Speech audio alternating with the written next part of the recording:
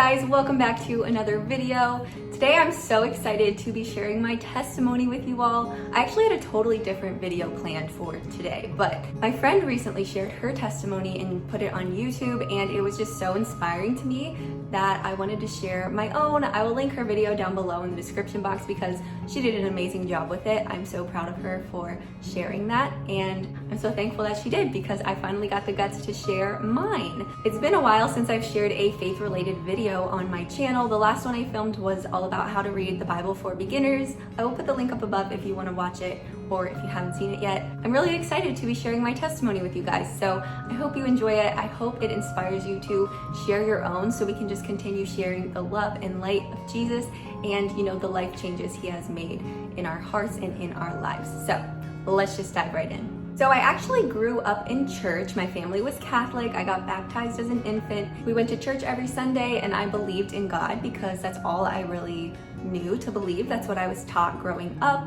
But I never really had my own relationship with him because I feel like when you're that young, it's really hard to even grasp the concept of God. I mean, he's so big and it's overwhelming. Even now as an adult, I find it difficult to grasp some of the concepts of the Lord. When I was about 10 years old, we actually transitioned to a more modern day Christian church. We transitioned into Christianity, and it was definitely one of the best things for us and our family. The Catholic Church just didn't work well for us. Not saying it doesn't work well for other people, it absolutely can. We transitioned to a Christian church, and I started going to a group during church that, you know, was made for my age group, and they would teach us about God and about Jesus in a way that we could understand, which was absolutely amazing. And at that time, I actually started to get excited about going to church. I got excited about learning about Jesus because, you know, I was surrounded by my peers and I could actually understand what was going on. Flash forward again to about 8th grade, freshman year of high school.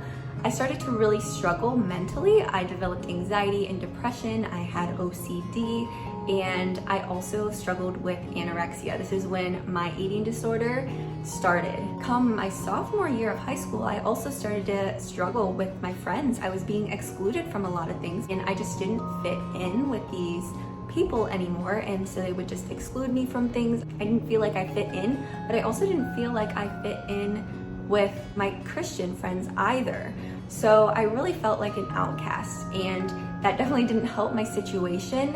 And I was also very in denial that I had an eating disorder and all these mental issues. I didn't want to believe it. I was a mess. And eventually I had hit rock bottom in, you know, my sophomore year of high school. Everything was just crumbling down on me. I felt like I had the weight of the world on my shoulders.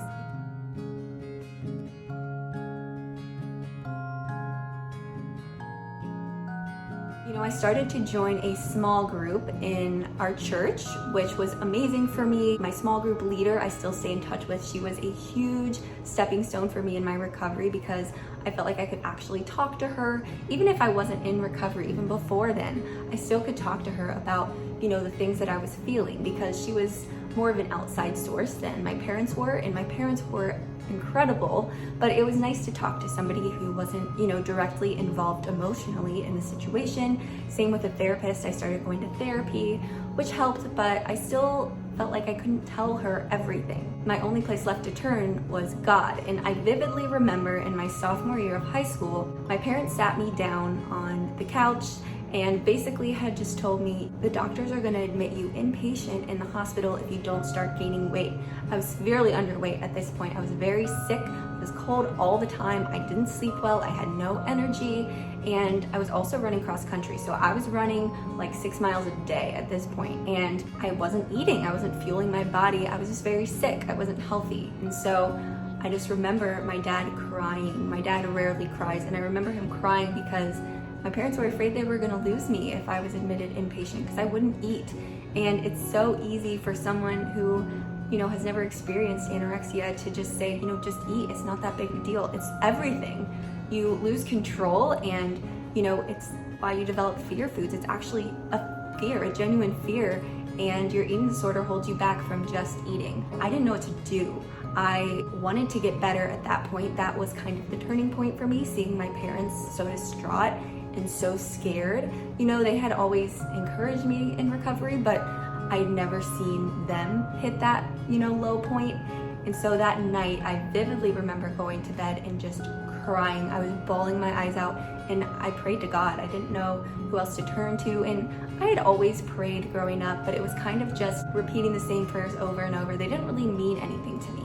And this one meant everything. I was talking to God. I was crying out to God because I hit rock bottom. I didn't know where else to turn. He was where I turned, and I felt like I could just tell him everything, and I just needed to get all of this hurt that I was going through off of my chest. I needed help in recovery because I couldn't just eat. I wanted to get better at that point. That was a turning point for me. I didn't want to be admitted to the hospital. I didn't want to die. I was scared, but I couldn't fight my eating disorder on my own. I prayed and I prayed and I prayed. That night, I went to bed starving. Just like every other night, I wouldn't let myself eat before going to bed. So I went to bed so hungry. I remember I went downstairs at like midnight and I grabbed a Nutri-Grain bar. It was a strawberry flavored Nutri-Grain bar. I vividly remember, or was it mixed berry? It doesn't matter. I ate it. And keep in mind, I hadn't had a granola bar or a cereal bar in years. So this was a big deal for me. And you know, I ate it and then I went to bed, and that was just a huge, huge stepping stone for me. The next day, I kid you not, I started to feel strength that I could overcome my fear foods. And it didn't just happen overnight, okay? It took years and years and years, and I still struggle. I don't have fear foods anymore, but I still struggle. Sometimes I want to restrict. If something triggers me enough, I want to restrict. And it's been like 5 to 7 years that I've actually been recovered, and I still struggle. But that night was a turning point for me.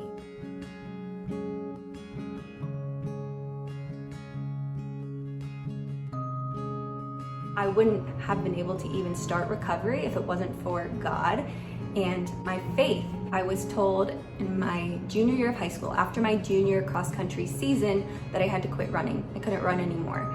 And that was so hard for me to hear because that was my outlet. That's where I went when I needed to get out of my head about everything that was going on in my life. When recovery was too much, when my anxiety became too much, when my OCD and depression were just too much, I would run.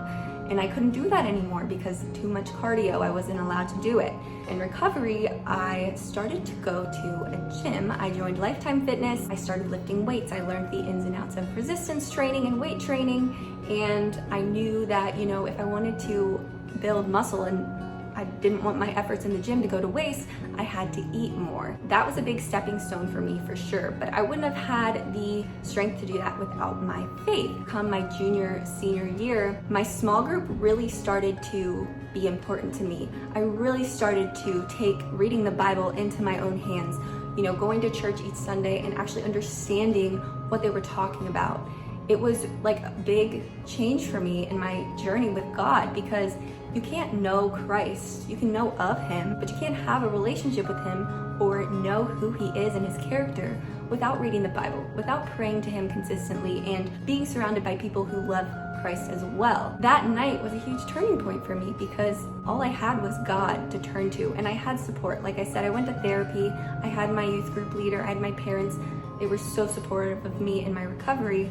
But at the end of the day, it was my faith that got me through it. And I had a fitness account called Strength by Faith at the time, which I ended up deleting a while back. But I ended up, you know, building strength spiritually, mentally, emotionally, and physically through training in the gym, through my faith. None of that would have happened without my faith in God. I wholeheartedly believe that my faith and my faith journey is why I'm still here today, why I'm still alive. I wouldn't be here without God.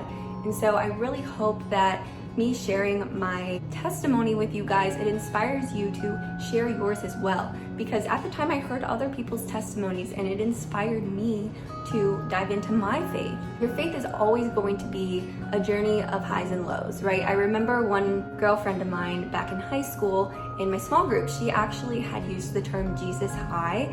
So basically it just meant that we would go through these Jesus highs and then these more dry periods when we weren't as close to God. I'd have these highs, especially when I first committed my life to Christ. I got rebaptized. That was a Jesus high for me. I wanted to read the whole Bible. I wanted to know everything there was about Jesus and grow closer to him. And I was just super motivated and was really putting the work into my relationship with the Lord. And then, as time goes by, sometimes you become less consistent in reading your Bible. You don't pray as much, you don't really go to church, and that's more of a dry period where you're growing farther apart. When you grow farther apart from the Lord, you don't feel His love as much, you don't display His light as much. Your journey is going to be an ongoing process. Our testimony is a lifelong thing. Our testimony never ends. And with those, dry spells, I do want to point out that we grow farther apart from the Lord because we've moved farther. God never moves farther away from us. If we grow farther apart from Him, it's because we have moved farther away, not Him. So all we have to do is just come closer, and He's always going to be there waiting for us, which is amazing because we're all going to mess up and we're all going to sin from time to time. That's just human nature. Those things pull us farther apart from Jesus, but we can always come back. He's always there welcoming us with open arms. I know now that when I'm triggered with my eating disorder, or if I'm struggling with something in my life, I can turn to Him and He's always going to be there no matter what point of life I'm in, no matter where I am on my journey. So I really hope my testimony inspired you guys in some way. I really want to encourage you to share your own testimony. It doesn't have to be put on YouTube. Just share your testimony, even if it's to one person, if it's to a friend or a family member. It makes a difference. I promise you it makes a difference. Anyway, I hope you guys enjoyed this video. If you did, please give it a big thumbs up for Jesus. It really does support me and my channel. And definitely consider hitting that red subscribe button if you want to see more videos from me. Typically, I post more nutrition and healthy lifestyle related videos, but I do like to post faith related videos from time to time because it is a huge part of my life. Like I said, I wouldn't be here without my faith. So definitely consider subscribing and becoming part of this incredible YouTube family we're building here. I love each and every one of you guys who support me. Thank you so much. And as always, I will see you in the next one.